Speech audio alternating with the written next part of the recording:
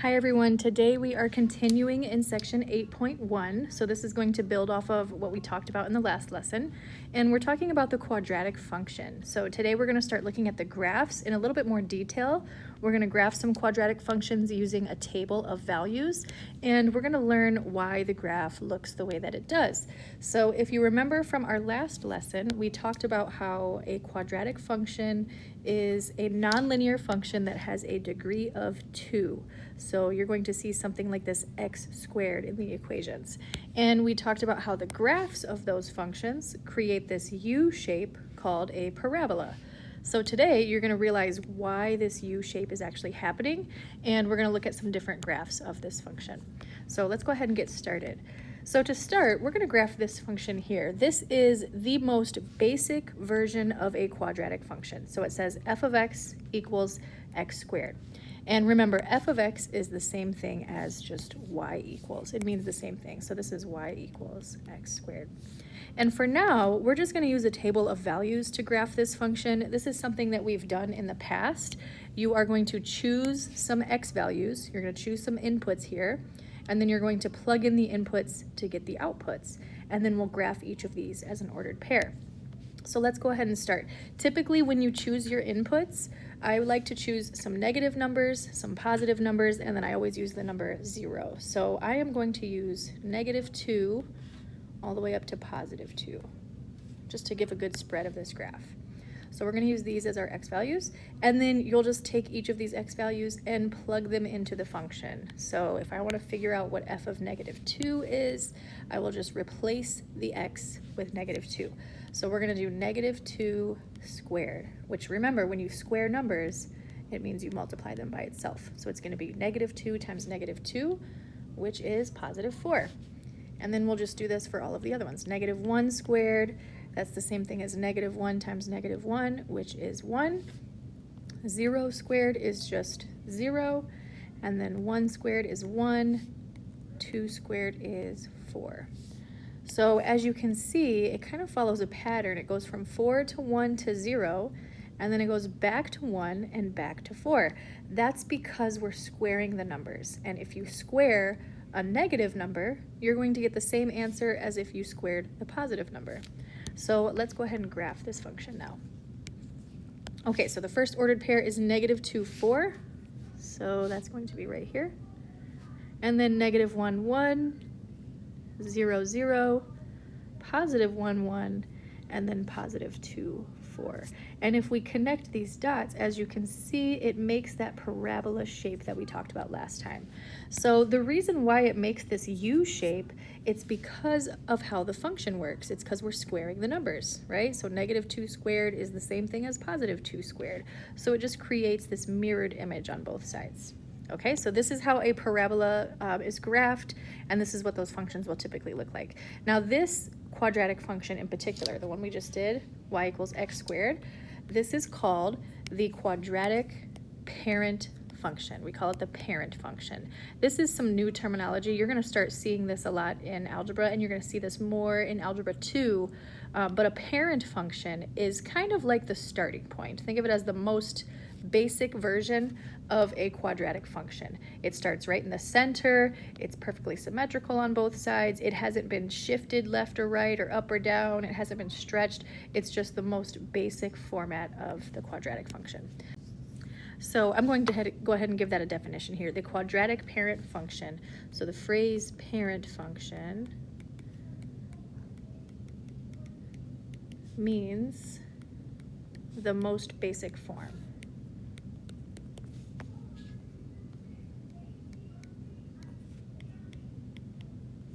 And in this situation, the most basic form of a quadratic would be that y equals x squared, or f of x, right? F of x equals x squared. Okay, so what we're going to do for the rest of this lesson, we're going to be graphing some more functions. So as you can see in the next example, instead of x squared, now it says 2x squared. So we're going to keep adding some extra pieces to this equation, and we're going to compare this graph to the original graph of the parent function, the one we just did, and we're going to try to figure out the differences between the two graphs. So let's go ahead and start. So in this example, this parabola that is already graphed, that's actually the same exact graph from the first example. So this graph represents the graph of y equals x squared. This is the parent function. So what we're going to do now is we're going to graph this new function on the same coordinate plane, and we're going to compare the two graphs to see what happened. So let's go ahead and do it. So for this one, I'm going to use the same x values. So I'm going to go from -2 to +2. And then this time we have that extra coefficient in the front, right? So it's 2x squared. So the way that that works, you're still going to square the number first, and then you're going to multiply it by this 2. Okay, so let's go ahead and do that. We've got 2 times -2 squared. So you can do this in your calculators if you like, or I think it's faster to just do it in your head. So this is the same thing as 2 times 4. Because -2 squared is 4, right? So 2 times 4 would give us 8. So that first y value would be 8. And then we're just going to continue on down the line here. We're going to do this for all of them. So the next one would be 2 times -1 squared. That's the same thing as 2 times 1, which is 2. And then we have 0, so 2 times 0 squared, that would be 2 times 0, which is just 0. And then finally we're back to the 1, so we've got 2 times 1 squared, that's 2 times 1 again, which is 2, and then 2 times 2 squared would be 2 times 4, which is 8. And then let's go ahead and put these on the graph. So -2, 8, that would be way up here, -1, 2, 0, 0, +1, 2, and then +2, 8. So as you can see, it follows that same pattern where it kind of gives the same shape on both sides, but this time the graph looks slightly different than the original. So if you compare the shape of this pink graph to the original graph, you'll notice that it looks like it's a little bit more narrow. It doesn't open up as wide as the other graph did, right? So the difference between the parent function and this new function is just how it's opening up. This one's more narrow. So right here in the problem, it says compare the graph to the graph of the parent function. That's one thing that we could say. We could say the graph became more narrow.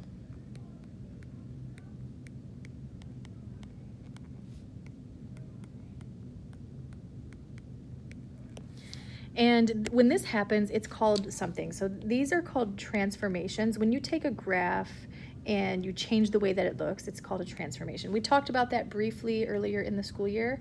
And one of the transformations is called a vertical stretch.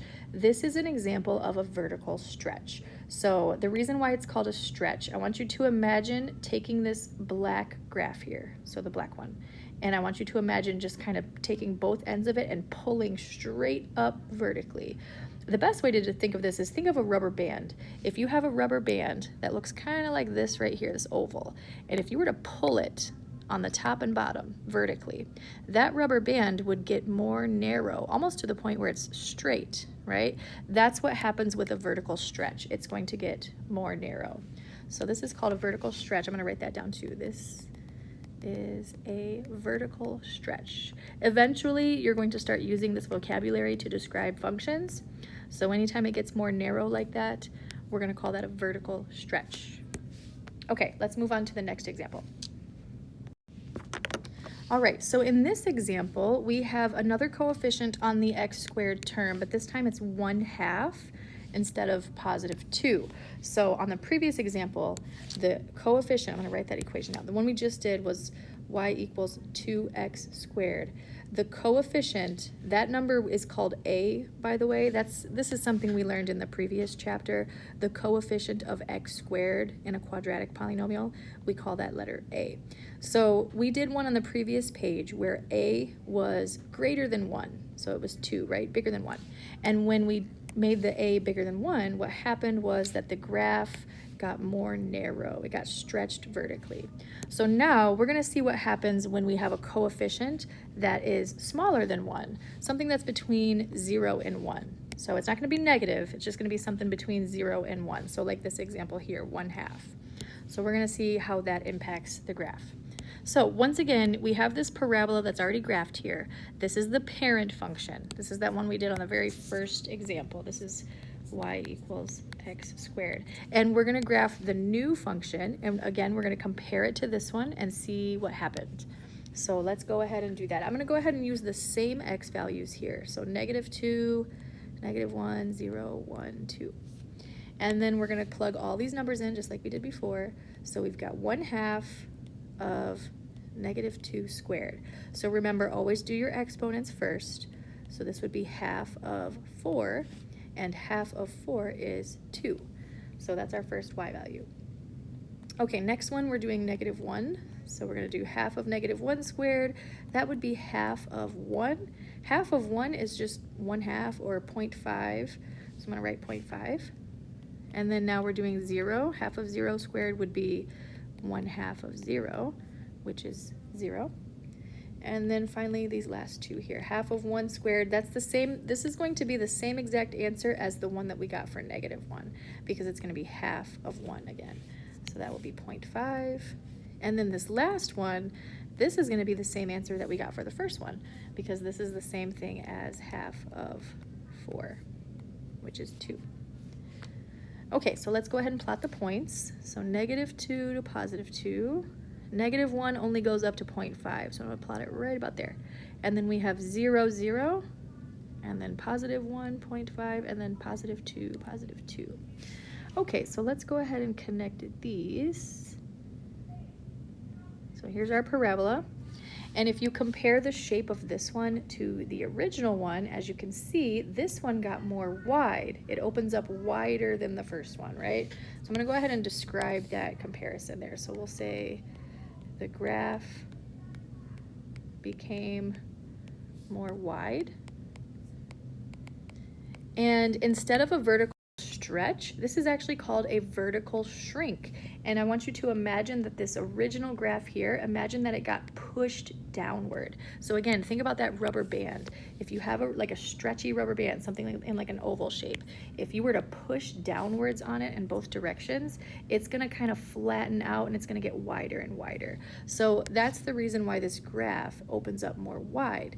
It's because it's shrinking, you're pushing it down. So we'll say this is called a vertical shrink.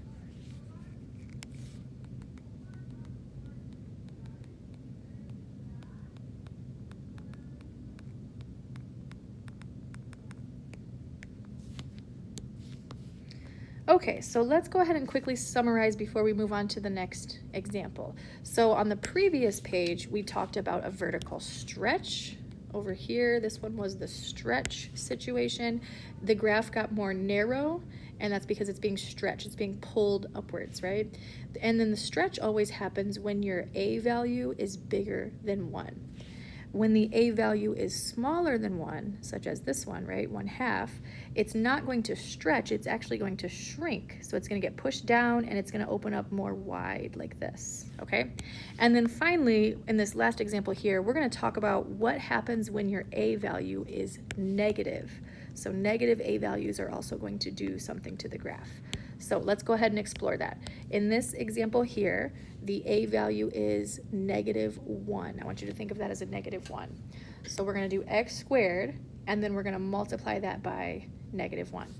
And same scenario here. We've got that original parent function graphed. So once we graph the new one, we're going to compare it and see what happened. All right, let's do it. I'm going to use the same x values as before. So -2 to +2. And then we're going to plug all these in.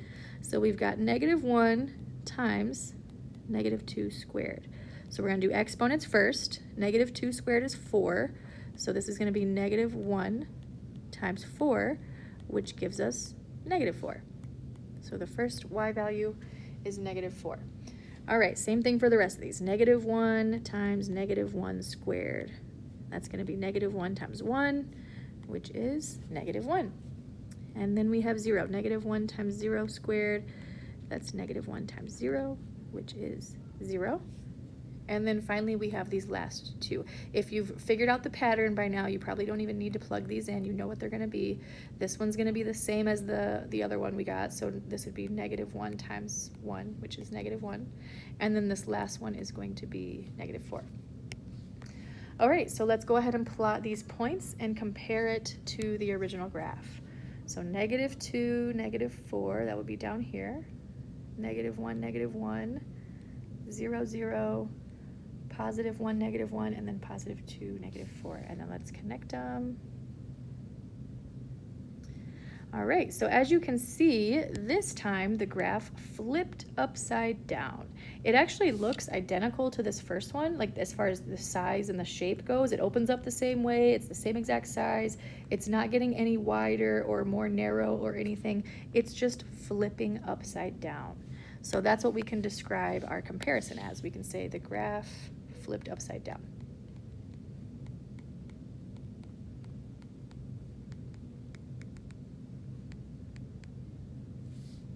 And you might remember this from previous years, but when you have a flip like this, it's actually called a reflection. That's the mathematical term for it. So this graph reflected, specifically it reflected across the x-axis. So if you imagine just taking this parabola here and just kind of flipping it over that x-axis, it would turn into this upside down shape.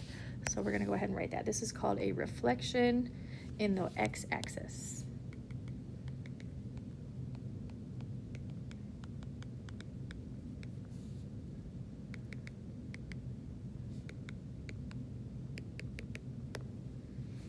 All right, so go ahead and turn the page when you're ready, and we're going to summarize all of the 3 things that we learned about these quadratic graphs. Okay, so today we are talking about the effects of A on the graph. And remember, the letter A, that represents the coefficient of x squared. So we did a few different examples. We did one where it's just a regular x squared, and then we started adding coefficients to that, right? We did one where the coefficient was 2, then we did one where it was 1/2, and then we did one where it was -1. So all 3 of these different A values, these will cause something different to happen to the graph. So we're going to summarize that in this section here. So when A is bigger than 1, so think of that example where we did 2x squared, right? Bigger than 1. That causes the graph to look more narrow. It's going to look like this green one here, and that's called a vertical stretch. So the graph will look more narrow, and the vocab for that is called a vertical stretch.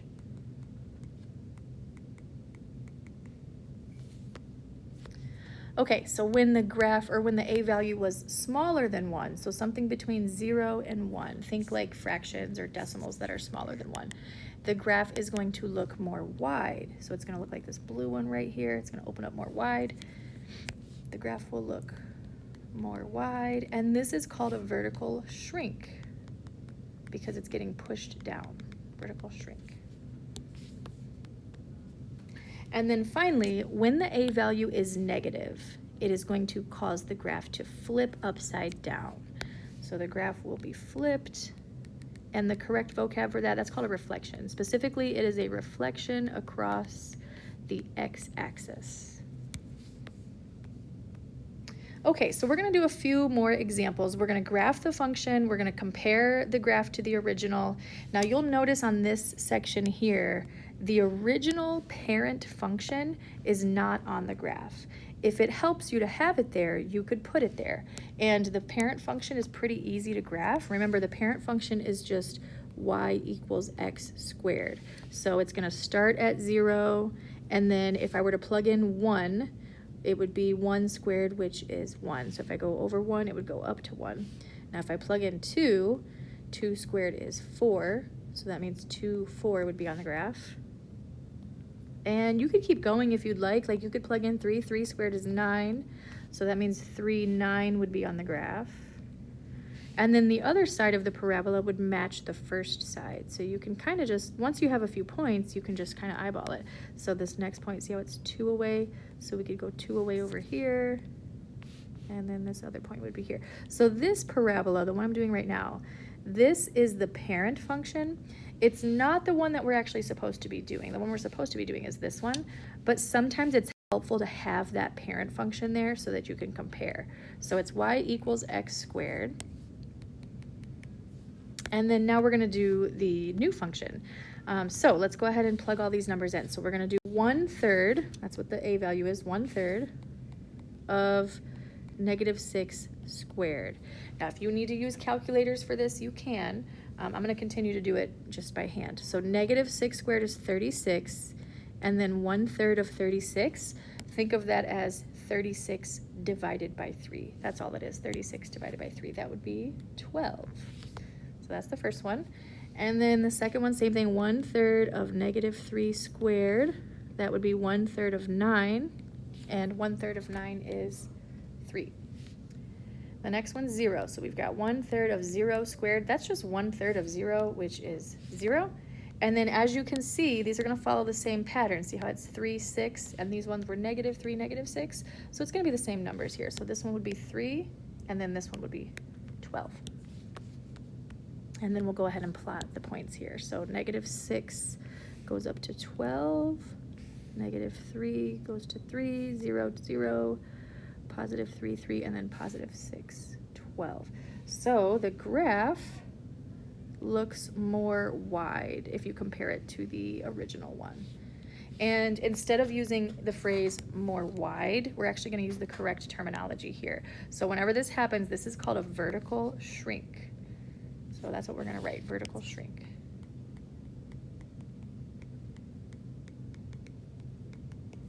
So you can tell by looking at it that it's a vertical shrink, but also, even if we didn't have this parabola here, this original one, you should still be able to tell that it's a shrink just by looking at the equation. So if you look at that a value, see how that's less than 1? Since that's less than 1, it follows the rule of the vertical shrink right here. Anytime the a value is less than 1, it's going to create a vertical shrink. Okay, let's go ahead and do the next one. So remember, if you want to put that parent function on there so that you can compare it easily, you're more than welcome to. You don't have to. You might not even need the parent function to do this. Eventually, you should get to a point where you can make these comparisons without even looking at the graph, just by looking at the equation. And you might already know, if you look at this equation, based on this number here in front of the x squared, you might already know what's going to happen, whether it's going to shrink or it's going to stretch. So we'll talk more about that at the end when we finish this problem. But I'm going to go ahead and put the parent function on there. So remember, the parent function, that's the original function. That's like the y equals x squared. So if you plug in 1, we would get 1. If we plug in 0, we would get 0. If we plug in 2, 2 squared is 4, so 2, 4. And if we plug in 3, we would get 9. So that's that side of the graph, and then I'm going to do the other side. Now, this graph is going to be shaped a little different than the other ones just because of how the coordinate plane looks, right? Like the boxes are more rectangular, so it's going to look slightly different. But that is the graph of the parent function. Now we're going to do the graph of the new function. So this one is 5/2 x squared. So we're going to do 5/2 times -2 squared. So if you need to use a calculator, that's fine. This is going to be 5/2 times 4 because -2 squared is 4. And then if you multiply that out, 5/2, this is the same exact thing as 2.5. 5/2 is the same thing as 2.5. So however you want to multiply those is fine. You can use a calculator, you can do it in your head. But 2.5 times 4, that would be 10. So that first y value is 10. Okay, and we're going to continue here with the next one. 5/2 times 1 squared, that would just be, sorry, -1 squared, that would be 5/2 times 1, which is just 5/2. 5/2, or you can think of it as 2.5 if you want to.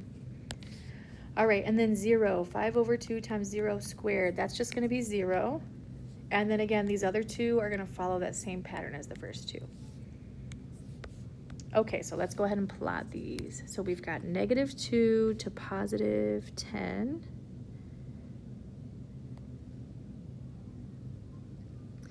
And then -1 goes up to 2.5, so it'd be about right here. And then 0, 0, +1, 2.5, and then +2 goes up to 10. So if we connect the dots here, here's what our parabola would look like. And as you can see, if we're comparing this one to the original one, it got more narrow. That's called a vertical stretch. So that's what we will call this one, vertical stretch. And you can tell by looking at the equation, let's go back to that equation for a second, that 5/2, that is greater than 1, and that's why it's stretching. Anytime the a value is more than 1, it is going to cause a vertical stretch. Okay, and then finally, let's work on this last one here. So we've got a -3 and then x squared. Same situation here. I'm going to plot the parent function. Now the parent function is going to be kind of hard to graph here because we only have the negative. We have mostly negatives on this graph, but that's okay. Let's try to graph as much as we can. So the parent function is y equals x squared. So you're going to have 0, 0, 1, 1, and then if I plug in 2, I would get 4. So we have 2, 4. That's about as high as I can go there. And then we'll just get the other side. So the parent function looks like this. And then let's graph the new function and see what happens. Okay, so we have -3 as our coefficient. So it's -3 times -2 squared. That would be -3 times 4, which is -12. The next one would be -3 times -1 squared. That's -3 times 1, which is -3. For the next one, we've got -3 times 0 squared. That would just be 0. And then finally, we've got these other two that are going to follow that same pattern. So let's go ahead and plot the points. So -2 goes down to -12. And then -1 goes to -3, 0, 0. And then we've got the other side of our graph here. Okay, so here we go. It flipped upside down, right? And again, you should already know that that's going to happen based on the equation. So that negative is causing the graph to flip upside down, but it also got more narrow. If you compare the shape of this graph to the shape of the first one, that first one is more wide than this one here. It got more narrow. So the reason why it got more narrow, it's because of that 3.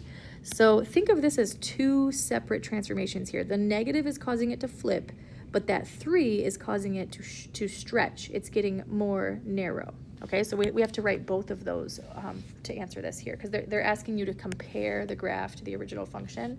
So we're going to write both of those. So we can say it's a reflection. That's what happens when it flips. Reflection in the x-axis.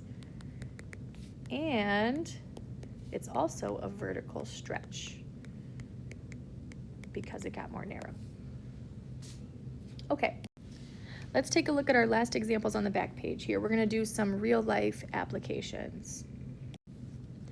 Okay, so let's take a look at this example. We have a picture right here. It looks like a coordinate plane. We got a quadratic graph in this coordinate plane, and it has this parabola shape here, right? And they're giving us the function. This is the function that was graphed. Let's read the example and try to figure out what they're asking for here. So it says the diagram at the left shows the cross-section of a satellite dish where x and y are measured in meters. Find the width and the depth of the dish. So this is representing a cross-section of a satellite dish. So just kind of like a flat surface of this satellite dish. And they want to know the width and the depth of the dish. So the width, if you're looking at the picture, it would be the distance from here all the way to here. And if you just think about, how this graph works, each individual box here represents, looks like 1/2, right? Because it's counting by 1/2.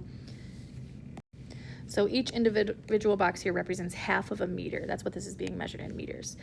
So on this side of the graph, we have 2 meters, right? It goes from 0 to 2. And then on the other side of the graph, we have another 2 meters because that's how parabolas work. They're the same on both sides. So the distance from here all the way over to here, that would be a total of 4 meters. So the width of this would just be 4 meters. And then the depth of the dish would be the distance between that vertex at the bottom, that 0, 0, up to the top of this dish here. And that's just 1, right? 1 meter. So the depth would be 1. So that's it. These real life examples are not too bad. We're just using this graph of this quadratic function to identify the width and the depth of this object. Okay, so there's a you try at the bottom. You can go ahead and try that one. You can pause the video, try that problem, and then once it looks like everybody's done, we can press play and check the answer.